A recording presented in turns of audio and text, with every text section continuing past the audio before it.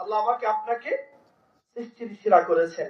18,000 মখলুক আল্লাহ সৃষ্টি করেছেন, এর মধ্যে আমাদেরকে শ্রেষ্ঠত্ব দান করেছেন। সুবহানাল্লাহ বলেন না? সুবহানাল্লাহ।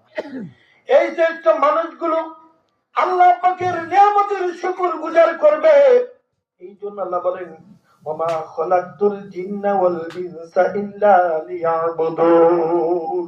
আল্লাহু আকবার। বান্দা আমার ইবাদত করবে। এই যে আমরা আজকে এই মাহফিলে আসছি, এটা কি আল্লাহর ইবাদত নয়? কথা বলেন, এটা কি আল্লাহর ইবাদত নয়? অবশ্যই এটা আল্লাহ পাকের ইবাদত। কিন্তু আমরা আজকে এত সুন্দর সৃষ্টি মানুষ, আল্লাহ এত সুন্দর চেহারা দিয়ে আমাদেরকে দুনিয়াতে পাঠাইলেন।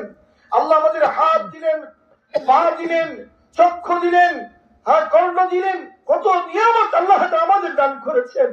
কিন্তু আমরা একটা নিয়ামতের শুকর আদায় আমরা করলাম না। কিয়ামতের দিন যদি আমার আল্লাহ বলে, বান্দা কত নিয়ামত তুমি দিয়েছ,